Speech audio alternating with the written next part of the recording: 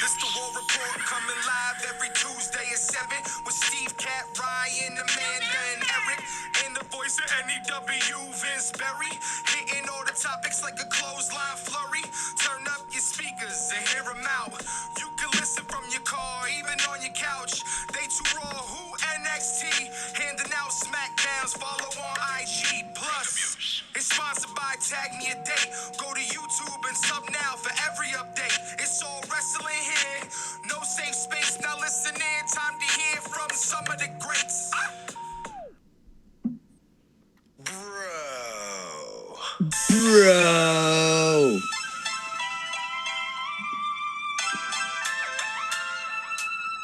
Oh. He's so fucking funny. And now the crowd has started chanting his last name like they would chant Goldberg. So they're going Riddle. It's fantastic because he's doing the spear and the jackhammer now. Or they're just chanting bro. Or they're doing the bro chant, but when he does the spear and the jackhammer, they do the Goldberg chant, man. It's awesome. So I just want to quickly start off. Obviously, this is the War Report. I want to just apologize for last week. We did have some technical difficulties on my end. So I was speaking, but nobody heard it. Which except is for so us. weird. We all heard him, and the whole gimmick is supposed to be that it all runs through his computer. So the fact that we could hear him, we thought meant that everybody else could hear him. It was very bizarre. So I do apologize because it does look and sound pretty stupid. Right for me to sit here and be like, yeah, Steve, that's right, good point. like I'm talking to nobody.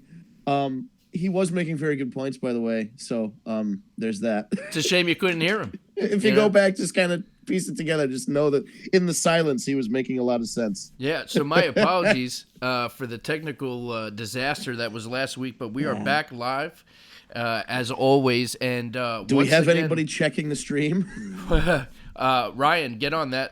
Shoot us a message because I know you're listening.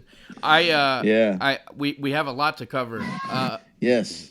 We have a lot to cover, and I really think we should start with Crown Jewel. And I want to just say this, and there's a lot to talk about with Crown Jewel, not only just the pay-per-view, but also the catastrophe that took place afterwards, depending on which story you listen to, and we'll dive into that. But I just want to say this too, because we're always pretty down on Crown Jewel. Most of us are usually, I have no intentions of watching. I watch every single one when it's happening. Which I get. But what I will say is I did watch. It took me a few days to get through the whole thing because it is long, and obviously I couldn't watch it when it aired live. Right? Yeah. But I will say this: what I'm always appreciative of with the Crown Jewel show is its presentation. Number one. The set is gorgeous. The amount of pyro and shit that you get is just, it's fun to watch. And here's one other thing I will say.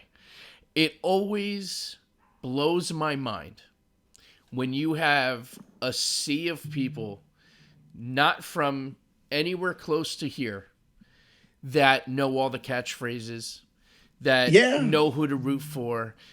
I mean, these kids over there, especially, like if you watch the crowd and you see all the kids, how into it they are, you have to remember no matter where they're from or whatever the case, their love for the WWE is there, and it's fun to watch. There's other things that, we'll get into, but for that, I will say, and the wrestling matches I thought overall were pretty decent. Especially, the blockbuster finish to the show, which nobody expected. But I've said a lot. I'll let you guys kind of jump in, and then I'll say my thoughts on the Fiend. Hopefully everybody can separate the business side of it, which is a little, is shady. We can say that with the dealings with the Kingdom of Saudi Arabia and the WWE.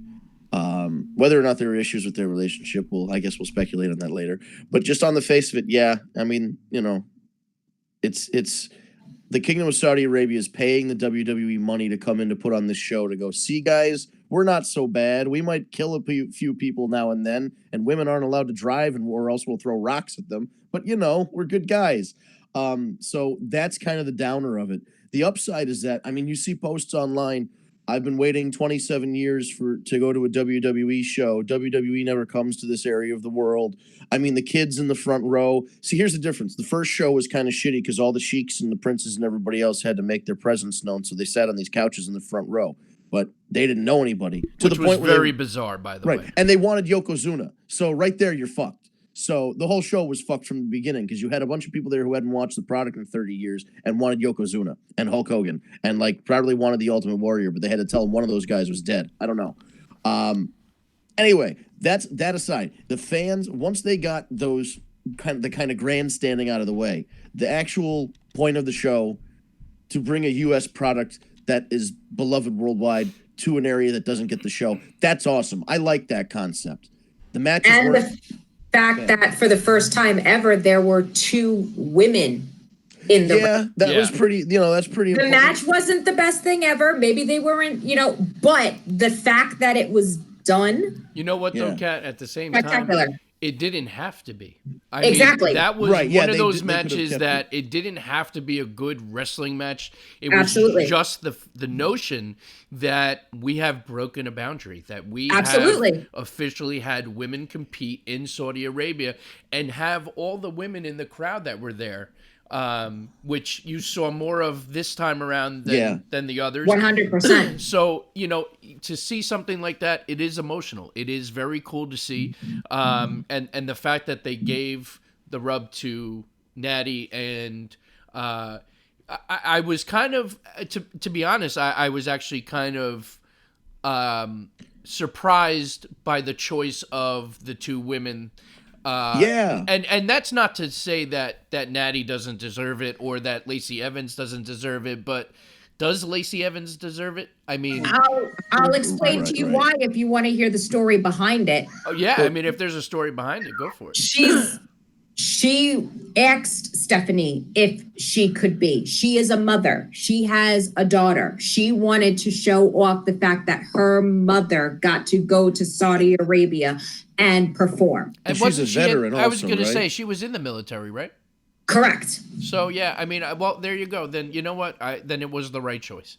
And Natty being the veteran, the fact that the 2 of them have had this kind of the last couple of weeks, it's kind of gone to a mutual respect. Like when they took on the Kabuki Warriors, it made sense for the 2 of them to compete as almost like the friends that they did. They shook hands, they smiled, they hugged, they did everything. It was kind of, even though it was the 2 of them, it was very cool to see them, not be all about the gimmick at that moment. There was no heel face. There was no rivalry. This was, we just tore the house down for the first time in Saudi Arabia and we're going to hug it out. And it was a very emotional, it was a very cool moment. And the WWE should be very proud. And quite honestly, Saudi Arabia should be proud.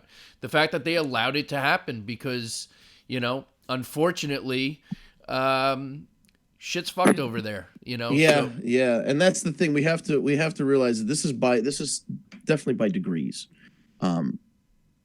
Overnight, you're not going to change anybody's opinion or anybody's mind, and you're not going to, because they had a one women's wrestling match doesn't mean that women's rights issues are solved in Saudi Arabia. Obviously, not. 100%. But it's a start. Like we can criticize what's going on, but also acknowledge that yes, there was. And everybody's kind of down on the show. You're right. I'm down on the show. I think you could say this. There will be another women's match in Saudi Arabia. I think so. That I think was solidified. But you're right. At the end of the day, it's not changing anything else over there. Chairman, you want to jump in? Yeah. So just like you guys are saying, I think it's a statement, and I think we have to look, 4, 5, 10 years down the line to see what we can get out of Saudi Arabia. You don't know how many people have been influenced by that match, or the future business could come out of Saudi Arabia. And, that's pretty awesome to say that. Just we're worldwide, we're global. Wrestling is a business that touches everybody. And I think that's the point of it. to see that and kind of just piggyback off what you guys are saying. I think that's just awesome. Well, I will say this, and Give Sam, Lacey a hard time, bro, but Lacey is the truth. You know me.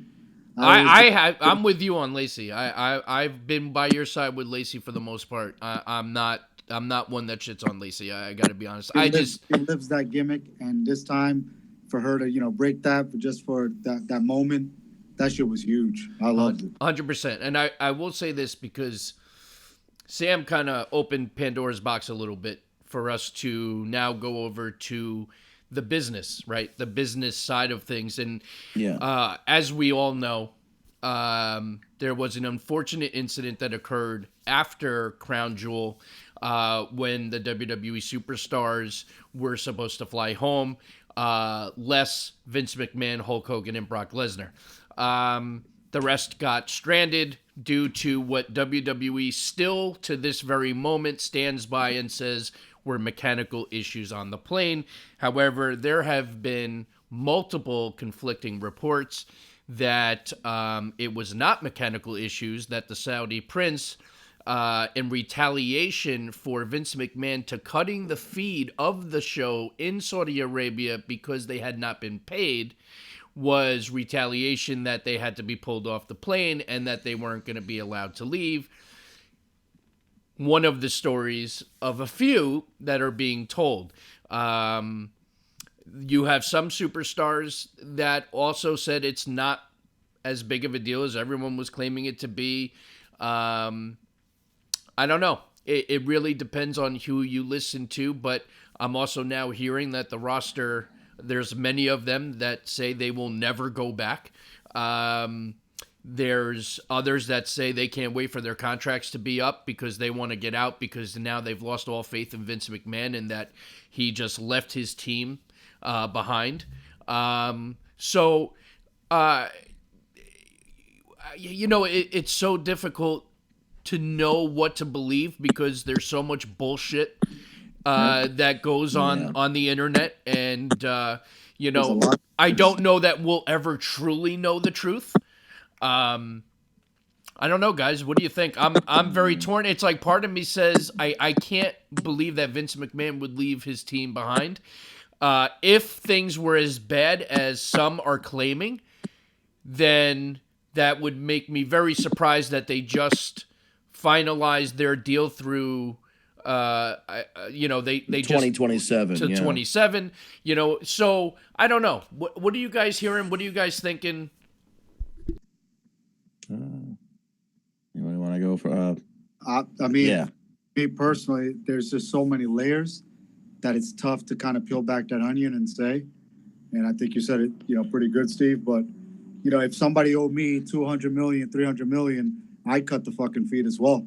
Straight up and down. But what's scary about it is that we're all not by any means wealthy or super wealthy, but we're cultured and we've traveled. You know what I mean? So to be stranded somewhere that you're not extremely familiar with, or you're not 100% safe or, manageable, is scary. You know what I mean? It's real scary, man. But if that was the case and it was about the money, then why wouldn't they have finalized the money side of things before they went live? Like, instead of playing the game of, I can just cut your feed. Why wouldn't you guys say, listen, we go live in 1 hour, I need my money, or we're not going on?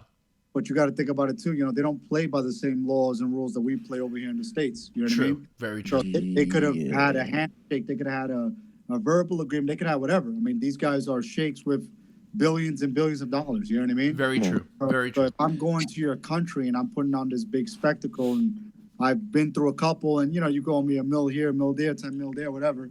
Now we're talking about hundreds of millions of dollars. It's a bit of a game changer. You know what I mean? Again, I will say, how much of this is true if they're gonna now finalize the deal through 20? You know what I mean? If things were that bad, then why wouldn't you just pull the plug?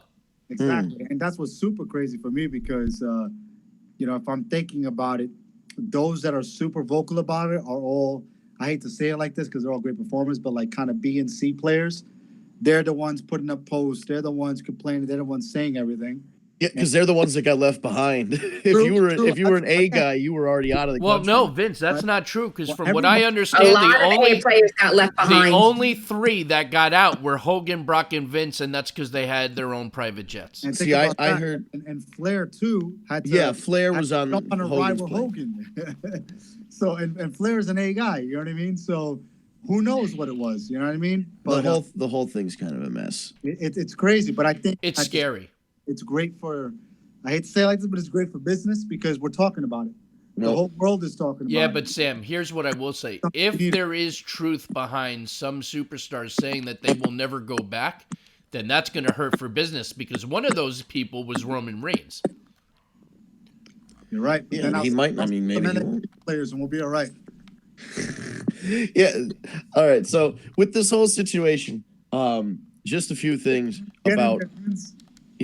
the airplane. First of all, if let's go down the road of if it was an actual mechanical error. Could be. It makes sense that it would take another day just to reroute them, because you could get, if they order the part for a downed airplane, it should take about 4 hours or so for the company processing it to find that part and source it and begin the shipping process. By hour 8, that part should probably be out the door. Depending on where it's from, there's warehouses in Dubai, there's warehouses in Singapore, there's warehouses all over the world. You could theoretically get that there within a few hours. Now you're up to like 12 hours, let's say. But that doesn't mean that once that plane, then take time to repair whatever's wrong. Whatever, that plane doesn't just go, okay, well, now that all the parts are fixed, we're just going to go on that flight we were supposed to Right. go on. I That, also heard, that whole route's I don't gone. want to cut you off, Vince, but I also heard that it was the pilots that they need a rest. So They can't, there was, can't right, fly so for 24 hours. And all. right, so there were some weird things about the pilot. Some of the pilots weren't certified to fly at a certain point because the delay went too long, so the pilots were no longer certified to fly. Exactly. That's what I was going to say. If we reach a certain point, if it's Yeah. taking so long to do that, then the pilots then have to refuel them. And then something about the people who were refueling the plane weren't there. But then somebody said that the military was outside the plane. Who fucking knows? So what I'm saying is it makes the delay, being that it was only 30 hours, could be worse.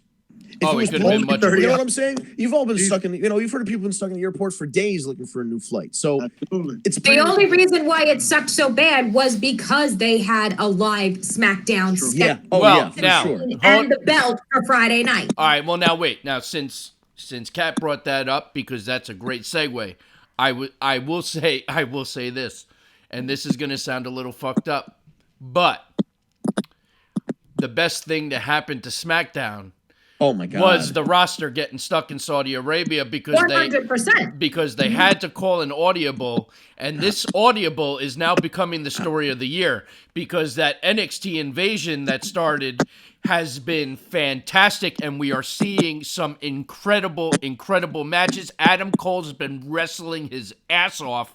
I mean, not that he doesn't normally, but holy shit, we've Yeah. had some really good wrestling on Yeah, SmackDown but- and but on just Raw.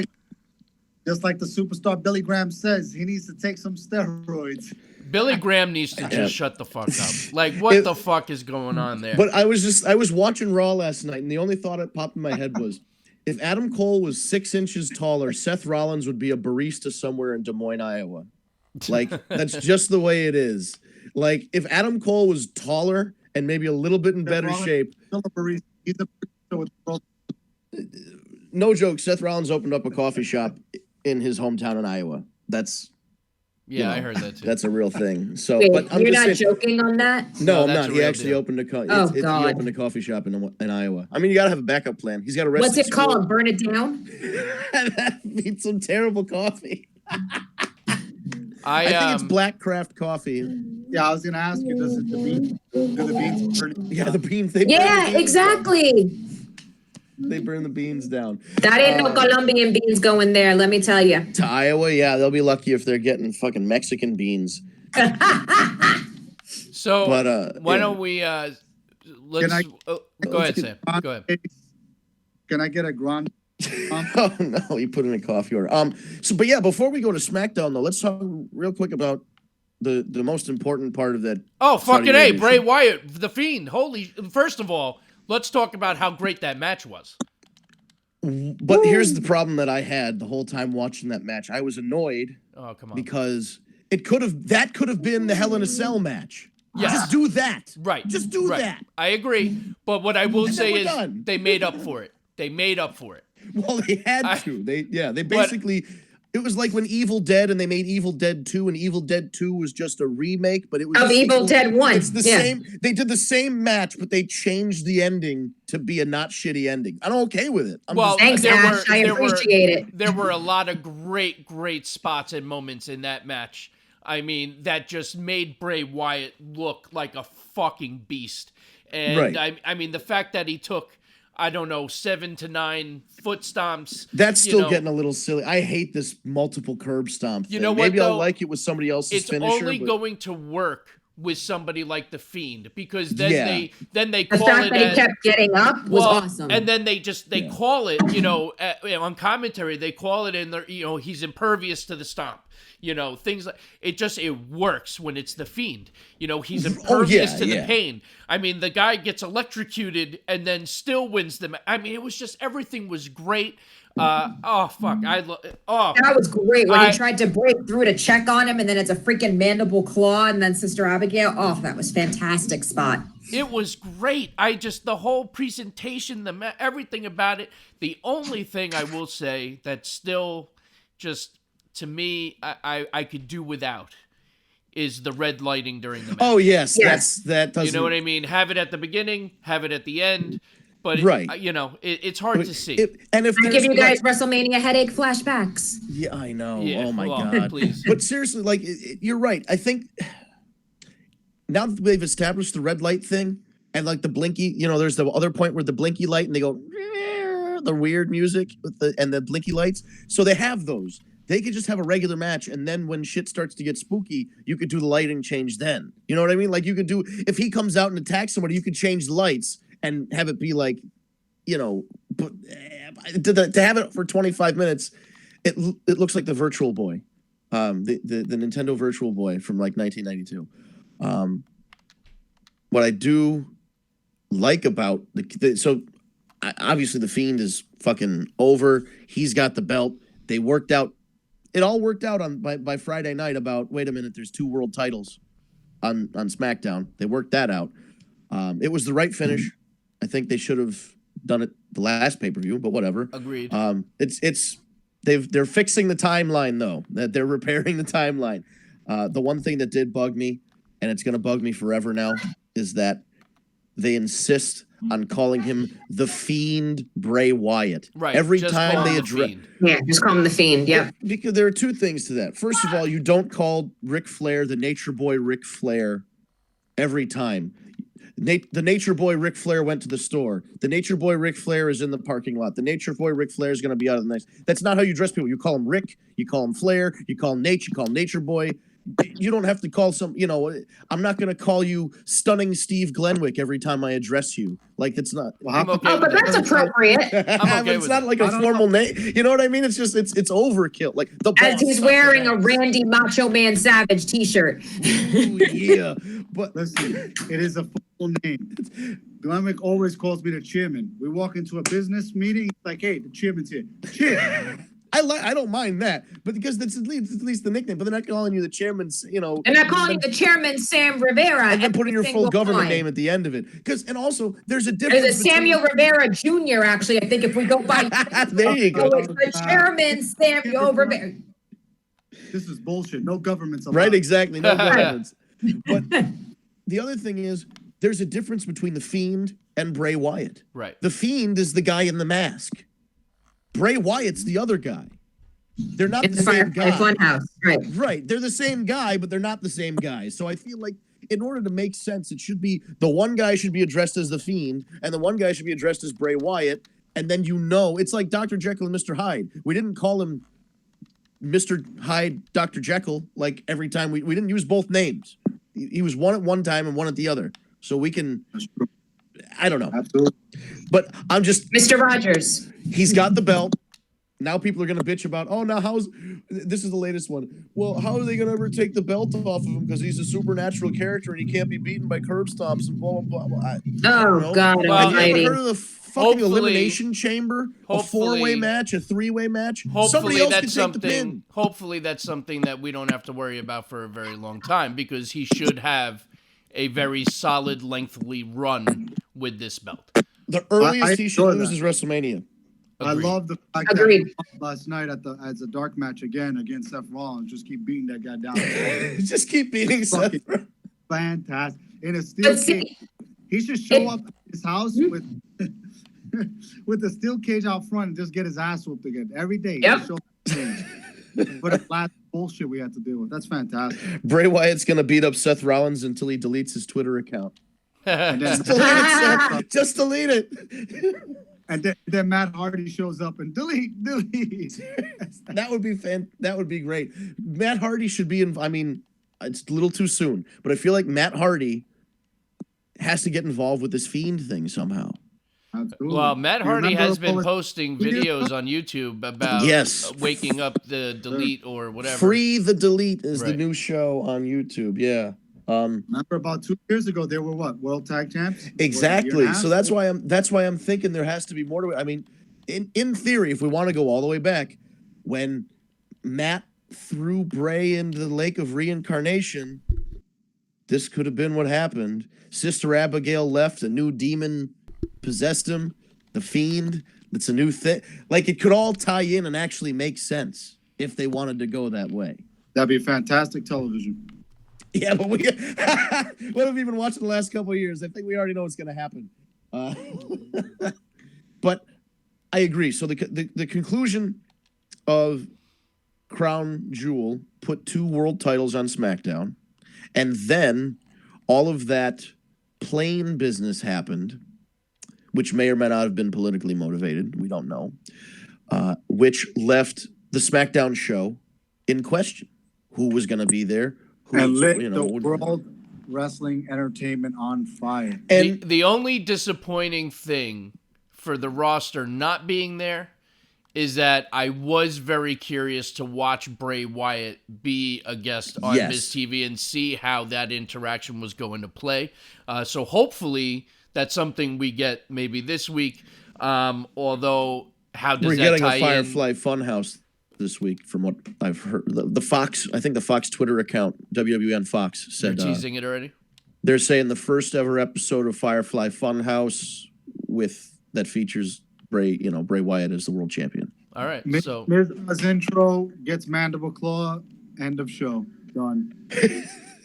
Seth Rollins comes in with a blowtorch and just burns everything, burns the All of belt. a sudden, the cage lowers and Seth Rollins loses again. well, remember, we're not getting Fiend. We're getting Bray Wyatt. Right, this is true. We're getting Bray Wyatt with the belt, which will be interesting. And So Seth he'll Rollins isn't allowed to be on SmackDown That's anymore right. now. Unless he quits. What? And Seth Rollins isn't allowed to be on SmackDown now because those are the rules. Oh, right. But And there's no title rematch clause anymore. right. Which, by the way, I have to say, not to jump to Raw, and we won't, but I just want to say that Heyman's explanation of why it was okay for Brock, for story purposes, actually made great sense. They actually remembered that they had that draft pick thing, the trade with Right. Nikki Right. and Alexa. Like, the fact that they actually remembered they had that and used it means somebody's paying attention. And that hasn't been the case recently. That's all Paul. Yeah. Well, And Heyman speaking Spanish is fucking fantastic. That Oh, whole it's hilarious. promo was fantastic.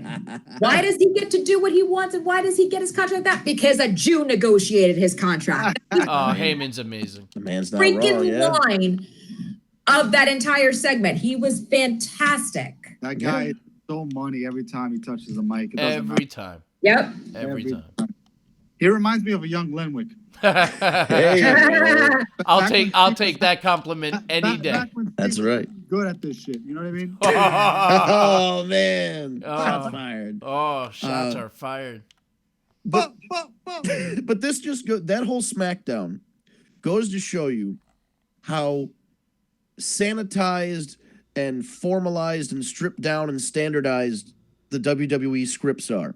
If that plain cancellation thing didn't happen, The main event was going to be Roman Reigns against Baron Corbin.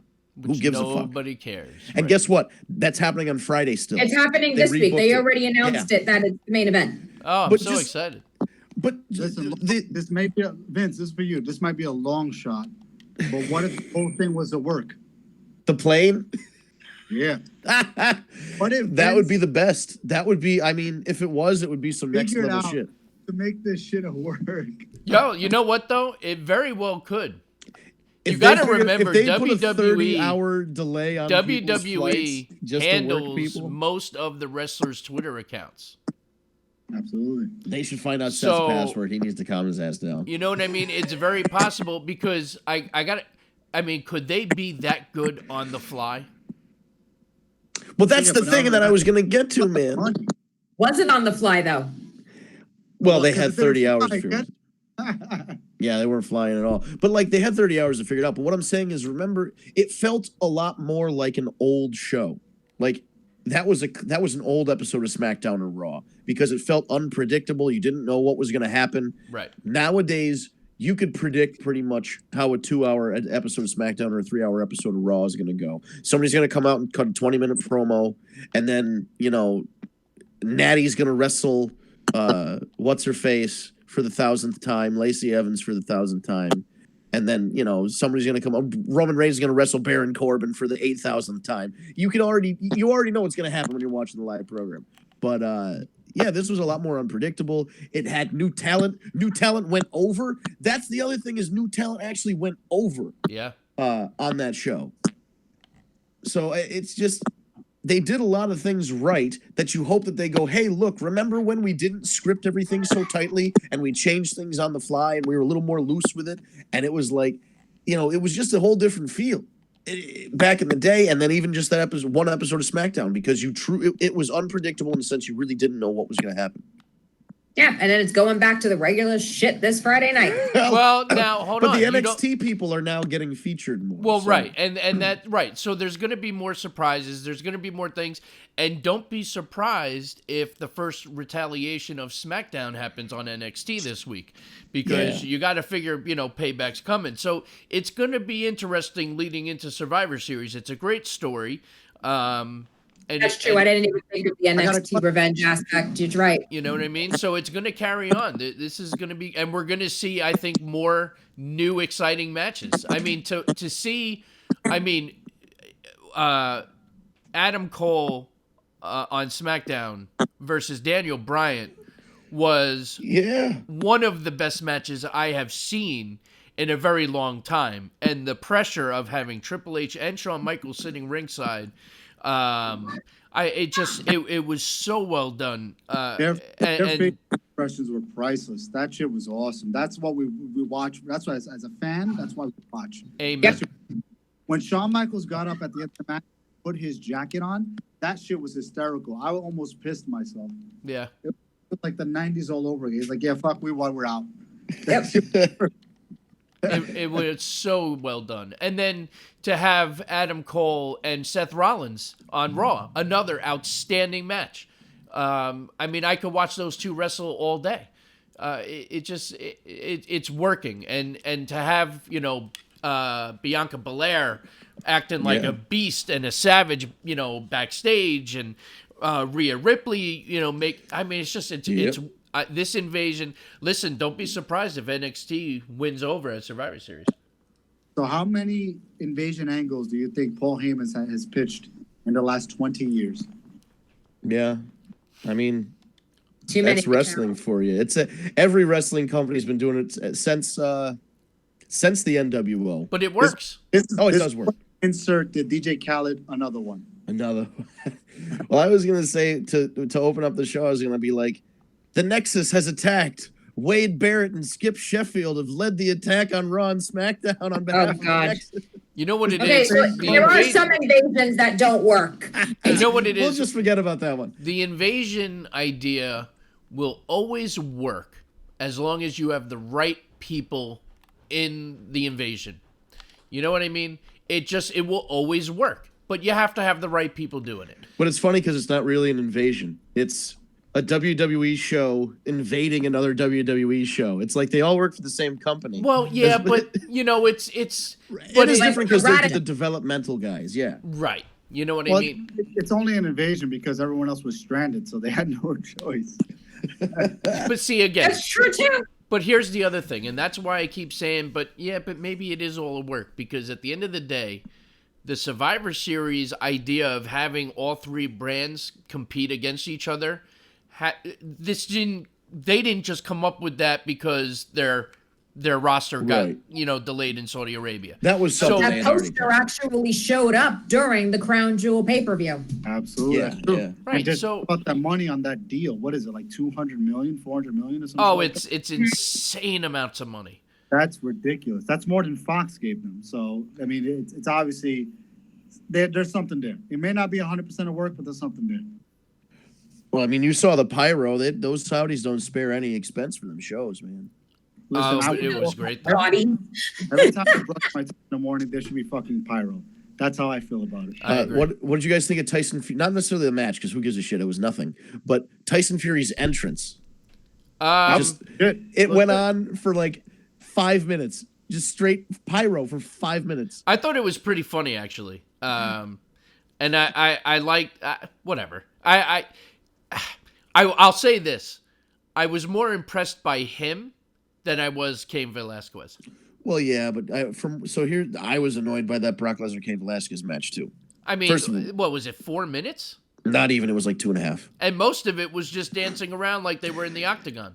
Yeah. So I love the fact that they brought in that UFC guy and he got his ass whooped and he showed WWE guy going over. Sam, I know it was a shitty Sam, match, but it did was he get necessary. Sam? Did he really get his ass whooped? You're talking about. Nah, I mean, it was a fake Kimura lock. I get it, Right. but it was still what I wanted to see on TV as a wrestling fan. The best First- part of that entire match was Kane getting an F5 after the match. You know what I mean? Because at least it was a wrestling move. Yeah. I don't know. It was just the entrances were longer than the match. That's fine. It's Brock. I get it, but he wasn't ready. That's I what I just think. say, it did comes you down really to. expect Cain Velasquez to have anything in his arsenal to put out there in the match? Right, I- he hasn't showed up a month ago. He's got an injury. He's not ready for that. he's got a knee But that's injury. why that's what I but heard. the match shouldn't have taken place then. Yeah. Well, You had to. That's why it took place in Saudi Arabia and not on regular TV. yeah. Exactly. It's a There- gimmick match. We know that.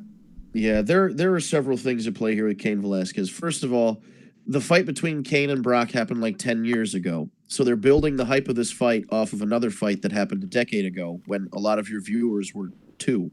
So they didn't the people who are watching probably don't care about Brock's MMA fight that he had a decade ago. Absolutely. Now Yeah. that Cain Velasquez's stomach is bigger than mine. So that's Cain true. Velasquez, though, he wrestled a couple matches in AAA in Mexico and did very well, but he was wrestling the Lucha Libre style.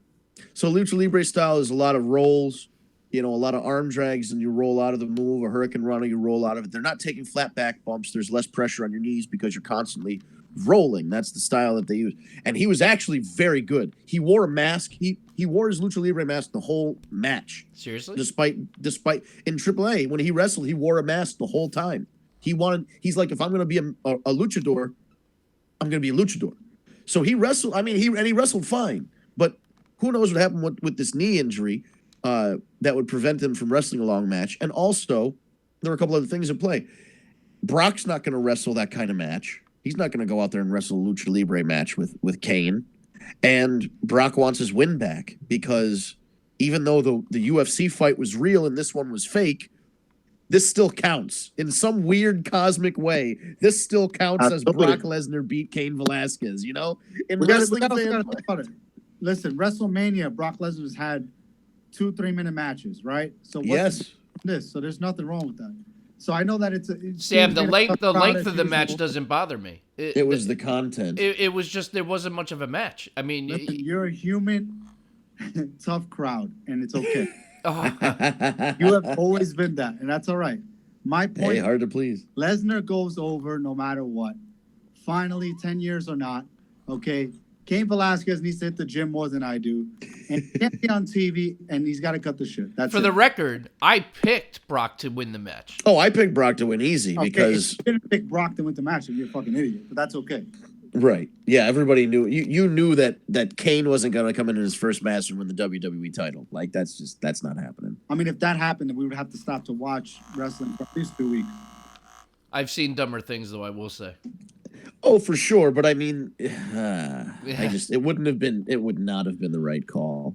They had a title. Listen, I thought there was going to be another title change. I thought Humberto Carrillo was going to win that fucking match against AJ Styles. That kid he's pretty good, man. He's solid. Good. I like him a lot. Angel Garza is his cousin. He's an NXT. He's real good. I didn't know that. Yeah, there's a couple.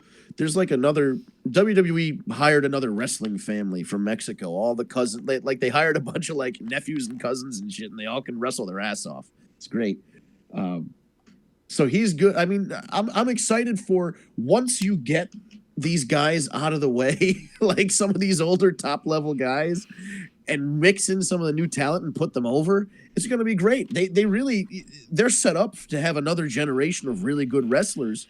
But they're still trying to find that top guy. They're like, oh, we need to put all our chips in on Seth. We need to put all our chips in on Roman. And it's like, well, you've got Keith Lee, Dijak, Matt Riddle, Adam Cole, the rest of the Undisputed Era, Finn Balor, Johnny Gargano, Tommaso Ciampa, all these fucking guys. And I understand I listed a bunch of guys that are under 5.5 feet tall, so they're automatically disqualified. But there's a couple guys in there that could be your next top guy. That's true. Don't go backwards. Do you have to have a top guy anymore? Does there have to be one? I agree. Well, that's the thing. I don't think there has to be one, but they have to. If there's going to be 4 or 5 top people, you're talking about a new generation. A new generation of top guys. And your generation of top guys are the guys that you just named. You know, and throw Dijak in the mix. That's did I not Keith say Lee, Dijak? I'm sorry. the Archer, Damian Priest is another one. That kid's gonna go far. He's got the You're look. Calling He's him got a kid. the size. He's like almost 40. No, he's not. Yeah. Oh, actually, what am I saying? He graduated same year as me, and I'm almost 40. Oh God, that sucks. Doesn't that suck? Yeah. It doesn't matter how old you are. I think, like you said, the next generation doesn't have to have an age. Agreed. A lot of guys are our ages. You know what I mean? The point is that can they put on a great match? Put on a good show, get people interested in the characters, get people interested and invested in the company, and move forward. That's it. Let me tell you something. These old guys who can't walk around anymore on a fucking cane, fighting in an airport lounge, out of the way, brother. Let's get let's see some fucking wrestling on TV. Let's talk about. I'm old now. Let's talk about the triple threat match with Keith Lee, Dijak, and Strong on NXT. That match was insane. That guy Lee is a fucking problem. Holy he did that dive on Monday night. He should not be able to do half the shit that he does. It's unbelievable to me. That guy makes Glenwick look bad every day he walks in the ring. And that's another guy. He's a guy that should be a top guy. Like, he will. And I understand he will be, and they need to bring him up through this developmental system, yada yada yada. But I feel like that, if at one point your boy Dijack's a fucking problem too. That kid is Dijack's gonna be a fucking star. He's legit. We've talked about Dijak being a star for years. He needs to move up fast. He should jump ahead. I can see him and McIntyre headlining WrestleMania for years. Oh, Jesus absolutely. Christ, those two guys would beat the brakes off each other. That would be a hell of a match. The fucking pyro that they need. Saudi Arabia shit. It's so true. And you got some great women. Io Shirai and Candice LeRae and Bianca Belair and Rhea Ripley and Shayna Baszler, obviously. Dakota Kai. Shayna Baszler. Holy shit, Shayna Baszler came out on SmackDown and just beat the shit out of Bayley. She was so badass. It's just incredible. I think she could legit beat half the guys on the roster. Agreed. She'd beat the fuck out of a lot of people. I wouldn't mess with her. Oh my God. I got another question for you guys though. Io Shirai or Macho Man, the best elbow? Oh, the best what? The best elbow. Big elbow. Oh. Macho Man. I mean, Macho's always going to have the best elbow, but I mean, there's no shame in coming in second to the best of all time. That's true. That's crazy because CM Punk was there. Everybody does. CM Punk didn't have a good elbow drop. I'm a big CM Punk fan. He did not have a good elbow drop. Yeah, but nothing up. And Savage had perfect balance off the top rope. Yeah. It was Do you just think it was balance, or did he like legitimate try to break your clavicle with his elbow? I think the answer to that question depends on who his opponent was. Oh, for sure. this is true too. Well, if it was Andre the Giant, but Some You of the gotta- shit you we gotta see take with care of the Macho, boss. if he really was upset at you, or he thought you were trying to holler at Miss Elizabeth, he would try to break your chest. Oh my God. He got, I was reading an old, like, one of Meltzer's old newsletters from like the 80s. Macho Man got in trouble for grabbing a kid and like yelling at the kid. And his thing was, I thought he was trying to grab at Elizabeth and like be inappropriate with her. It's like, it's a fucking kid, dude. And you're the Macho Man, and it was after a match. Like, He was so what did you- paranoid. Vince, He that was, whole he was article, so paranoid. the whole article was about me. I was the one grabbing Miss Elizabeth. From a young age. Yeah. he was Sherry Martell's stories that she even has that he accidentally locked her in there sometimes because she was in there Oh, with he just locked the door. Yeah. and he would lock her in there. She's like, "Don't you ever lock me in here." He's like, And she's just as sick as he is. "Yeah." He's saying that that's a problem. Look at this. It took was for the WWE to have to scramble and use new talent and come up with new stories and new ideas. And we're talking about them again like it's a fresh show because it is fresh. The last And 2 or listen to 3 the years- excitement behind it. And that's the other thing is people when Adam Cole came out, it was Adam Cole, baby, and then boom, and then all the shit. Every time an NXT person came out, the fans knew about him. And went nuts. So they were treated like a big deal, which to the television audience makes them a big deal, and now they're a big deal. Tommaso Ciampa, listen, Johnny Gargano's great and all. Tommaso Ciampa is the fucking Shawn Michaels of that team because he's got the look, he's got the beard, he's got the weird energy and vibe coming off him. Johnny Gargano's a nice guy, but he falls into that Seth Rollins kind of area of like, he's kind of this wrestling nerd who's like, okay, he can wrestle really well, but like, he's just kind of like, Yeah, but he's got Candice LeRae, so who's he letting? So, yeah, right. It's like, for what you're saying is, I would have no problem fighting one of them. I will not try to fight Tommaso Ciampa. Yeah, I feel like you would, if that you'd like, yeah, you got that one, bro. I'm out. you could fight Gargano. You could probably fight Gargano. Like in public, you probably go, "Yeah, I'd fight that guy." And then you look at the other guy, "No, I wouldn't fight him." I would lay Gargano out, but I'm not fucking with Ciampa. But it's great that we can even have this kind of discussion because they're big. Like I remember Tommaso. Tommaso didn't have a beard and he had long hair, and he would like tag team with Mike Bennett, and it was just like you know what's fucking funny is like these shows, this Invasion Angle, this you talked about this shit like maybe 6 months ago. Like you were saying, this is the shit we should be doing. If you go back and watch all of our old shows, you'll see this shit that we talked about. This is so simple. yeah. And Maybe you should just become a writer. It's right there, exit 9 on I-95. Vince, let's know what we you should got. just come It's in. done. We should write a bunch of stuff, put it in like nice binders. Maybe and it could be shit. the Invasion Angle. We put it in nice binders. Come in with a briefcase, look very professional. and You just know, walk Eric, up as a group. you guys know Eric did that once, years and years ago. He wrote, like, no lie, like a year's worth of story and sent it in. And he got back a picture of Vince McMahon with a stamp of his autograph and a letter saying that they will not be using anything and, you know, this and that. And, you know. Oh my God. First of all, I need a copy of if Eric still had I hope he made a copy. He didn't send them the original. Oh, Eric's got it. I need a copy. We need to have a whole show discussing Just Eric's booking.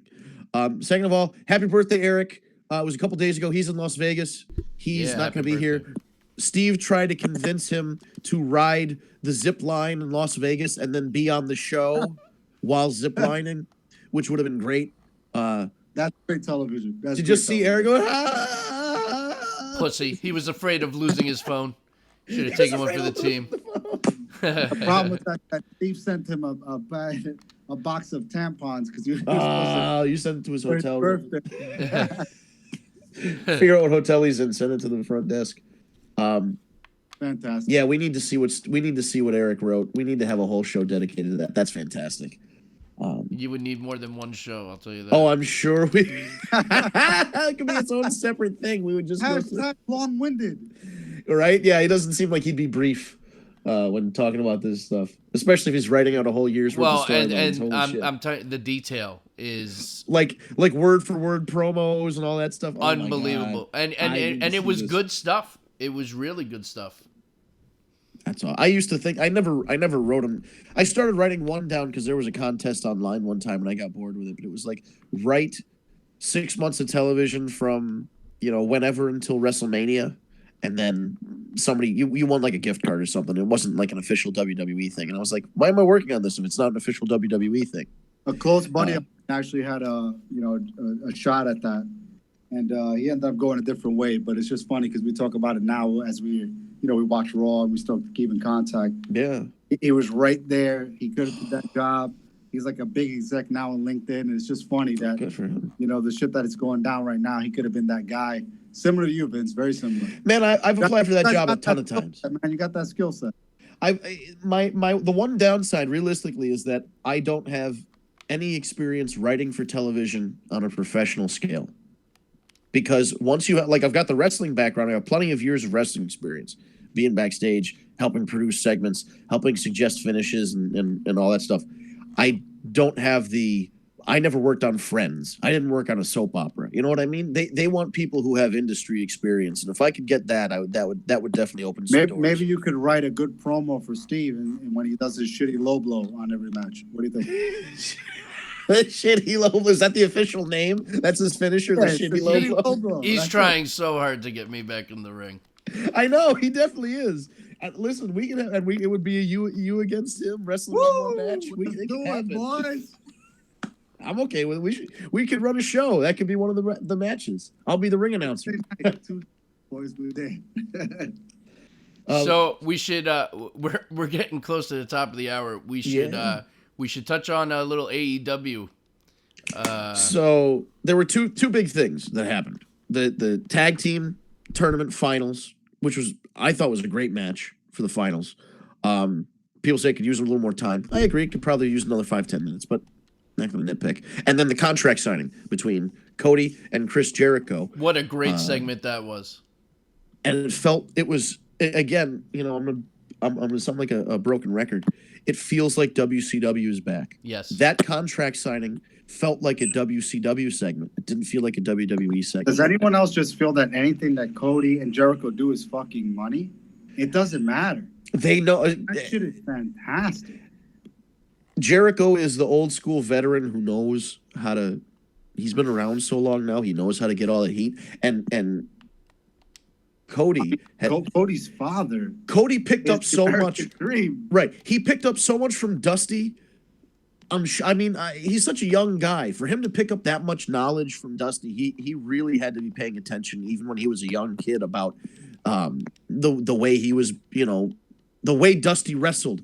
And Dusty wasn't as technically sound as a Ricky the Dragon Steamboat or whatever, but he could wrestle. He had the skills to wrestle, but it was about the emotion behind it.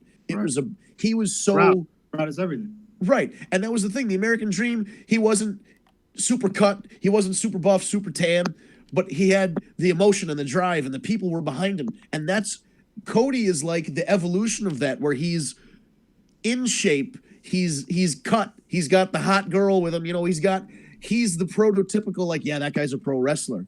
And he can wrestle the fucking ass off, dude. That kid is a problem. But he's found a way to channel. There's something about the Rhodes family, whether it's Dusty or whether it's Dustin as Gold Dust or Dustin as the Natural or whatever, and Cody, they have it. They have some kind of connection with the people where everybody believes. Let's not forget about Le Champion. If you following Jericho on social media, the guy is in Times Square with a fucking poster. Yeah. Ass off. He's amazing. Bubbling. That shit is crazy. If I couldn't even have this conversation back in the day. I remember watching him with Juventud Guerrera. Yeah. Fucking cruiserweight title, and this guy is the fucking best. He's done it. He always said he was. When he would pin you with one fucking foot, he'd drop you outside and say, "Come on, baby." That's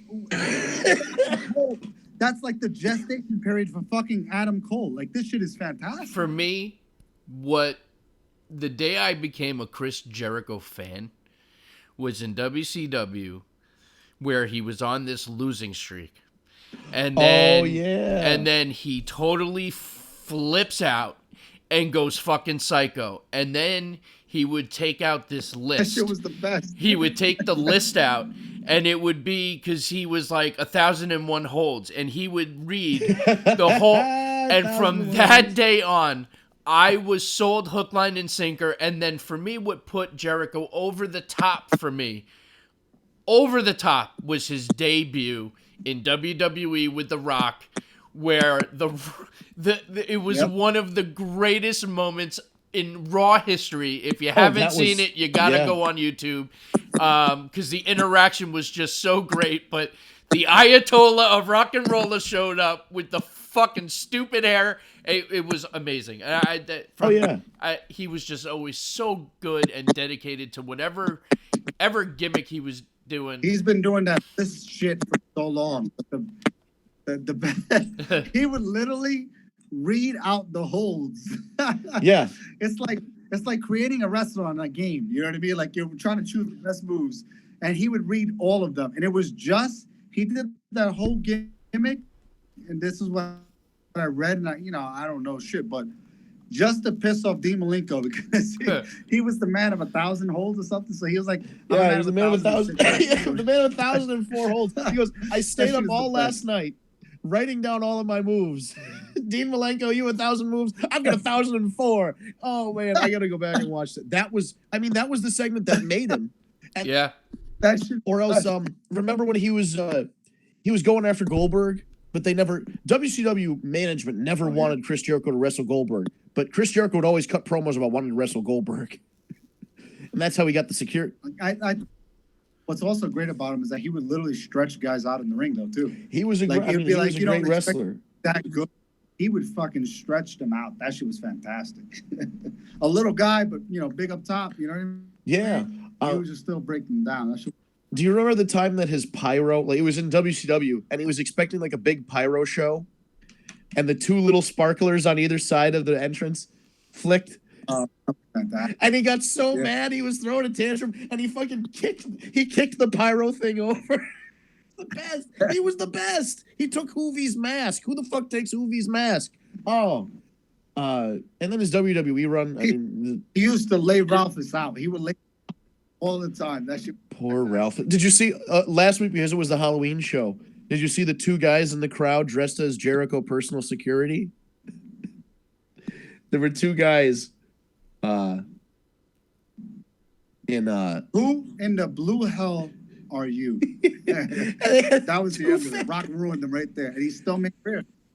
Oh my God, when The Rock, The Rock tore his ass apart in that promo, but the fact that he was even out there talking to The Rock and going toe-to-toe with The Rock, that was enough to sell the WWF audience on it. Absolutely. That was big. You're right. When The Rock came out to his own music and put up that title, that shit was fantastic. And then to see, and that's how you put somebody over. Like they're finally starting to do it. Like Humberto Carrillo is finally getting over because he's wrestling big name talent, and even though he's not winning. Same thing with Cedric. Cedric had wrestled some great matches with AJ. He didn't win, but he looked really good. So I feel like they've got these guys that just need to break into the next level. It used to be that the U.S. and the Intercontinental title were that stepping stone. But now it's like, if you look at it, you've got all established talent holding the titles. So there's not really a lot of new talent. That's true, but that's the underlying theme. That's the problem. The problem is that you can either wrestle a great match or you can talk and shoot a great promo. There's very few guys who can do both, or girls, right? Right. No, that's true. And you need to have that. But the only way to get good at that is having the opportunity to fucking speak on a mic. Yeah. You know what I mean? Get the training. Shoot. You know what I mean? Like, give them a shot. If they're terrible, give them another shot. If they're really terrible, then you fucking job them out. We've seen that 1,000 times. Right. But you got to give them a shot. You know what I mean? We've all been there in a scenario where you got to try. If you can't make it, you can't make it. Seth Rollins is fucking terrible on the mic. As a heel, as a heel, he was fantastic because they were shooting him shit to talk about. Right. You know, Right. with the Authority, he had a great segue. And ever since then, he's been garbage. And the best T-shirt of all time, shout out to Jim Ross, is I hope that you can be as over as your girlfriend. That shit is amazing. I like Jim Ross also has another shirt that says JR in the same Seth Rollins font. And it says grill it down. That's fantastic. Yeah, he decided to go all in on it. This Seth Rollins thing as Get it? He went all in. yeah. But no, I agree with you, Sam. Like these guys, Private Party. A lot of the stuff online that I see about Private Parties, they're so young. They're good, but they're still a little sloppy. They're not as tight. Well, guess what? They're fucking 22 years old or whatever it is. They're gonna figure it out. Either they're gonna figure it out or AEW is gonna fucking get rid of them. But they're still so good. They are naturally They are talented, very talented athletes. And I want to watch them every second of the day. That's right. the thing. And then, a year from now or 2 years, or whatever, you go, oh, wow, those guys, like, they're good, and they are very good, but, like, they're only going to get better.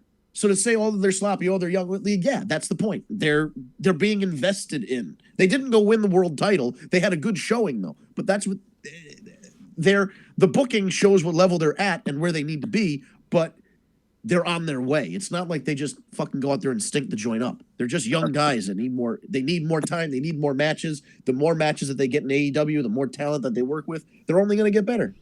Yeah, I agree. Develop and move up. Develop and move up. Stop in the chain. Let shit move forward. That's the whole idea. Yeah, exactly. And that's the thing is like we've spent so much time on the Roman Reigns experiment, the Seth Rollins experiment. Who's going to be the top guy? Little did they know they let their fucking top guy walk off and go to another company, but that's another story for another day. But we spent the last 5 or 6 years trying to find that top guy amongst like the main roster.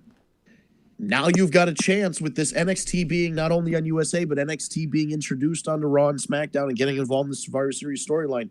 Your next big guy could break out in this season at this next pay-per-view. Yeah, absolutely. 100%. And instead of looking at it as the top guy, you should look at it as the next top 5 guys. And that's the thing. There should be a level. It shouldn't be one guy. There should be just a top level of guy. Knows you need to have layers and levels and have several of these people to go through. And you should have 42 next top guys.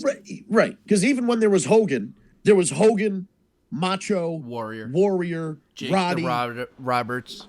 Yeah, Jake Roberts. There was always 5 guys. Right. And then you go forward in time, you go Shawn Michaels, Bret Hart, Diesel, Razor Ramon, Bam Bam Bigelow. You know what I mean? Like they were top level guys. Yokozuna, Sid. So every time you go Rock, Stone Cold, Triple H, Mick Foley, you always had like a number of guys that you could go to. And that's kind of what happened in the Cena era. You had Cena and Edge and Orton and Batista. And that was like your core 4. Once those guys started to go away, there was no more core. So that's why, Roman Reigns is just going to keep getting title shots. Seth Rollins is just going to keep getting title shots. There's no core. Who's your core 4? Rollins, Reigns, The Miz, and AJ Styles? Like, I don't know. I don't know who's your top guy. Oh, Brock. But he's, he could or could not be there. That's only because Sting just turned 52, but that's okay. That's right. Sting will be out there. He'll wrestle one more match. When he's 60-something years old. Saudi Arabia will dig him up. Oh, it's terrible. Well, I guess we're 8 o'clock hour. Yeah, we're at the midnight hour here. Yeah, thank you for sticking with us. If you figured it out, if you're listening right now, you figured out the time change. You set your clocks at the right time. Congratulations. Well, we're now past that for like another 6 months. But this is, of course, the War Report brought to you by TagMeADate.com. TagMeADate.com is the first and only dating site exclusively for fans of professional wrestling. With our roster of over 75,000 superstars and divas, you too can find your tag team match on TagMeADate.com. It is free to sign up. It's free to message and send links and match and search and all that stuff. All the features are free. Currently available on the Google Play Store. iTunes Store is pending. Best shot is the desktop app or the website, tagmeadate.com. All one word, tagmeadate.com. That's available if there's not an app available for your device. It will scale to that device by going to your browser. You can also listen to our podcast here, The War Report. If you prefer a audio-only version, We're on all the podcast repositories. You can get our last 5 or 6 episodes as I believe it's the next day or the day after the live show here. And you can go to Stitcher, SoundCloud, Apple, iTunes, Twitch. There's a bunch. Just wherever you get your podcasts, search for either Tag Me a Date or The War Report. But the username is going to be at Tag Me a Date. Tag Me a Date. So we're on social media, Instagram, Facebook, Twitter, etc. at Tag Me a Date. We're on YouTube. Tag Me a Date. You go to the search bar, type our name in, you'll find our channel. Subscribe, hit the bell so you can get notifications when we upload a video or when we go live. Our live shows, we use a Restream app, so we broadcast live on Twitch and on YouTube. Tuesday nights, 7 p.m. on Eastern U.S. time. So if you're not in the Eastern U.S., just figure it out. But we'll be back next week. Unless, Steve, is there any other tidbits that we need to give anybody? Just that we have a team working on some of the bugs and fixes for both the website platform and, of course, the apps to get everything approved with Apple. We're still having some issues there, so we have somebody working on those issues to get them fixed so we can get everything updated and get everything up and running properly. So stick with us. We will announce when everything is 100%. And, yeah, we'll find out here with the updates weekly. That's right. And that's all on our social media at Tag Me a Date. So give us a follow or a subscribe or whatever platform it is and whatever button you need to press. Just do the thing. You know what to do. All right, guys, we'll be back next Tuesday, 7 p.m. Eastern time for another episode. We'll see you then. Thank you.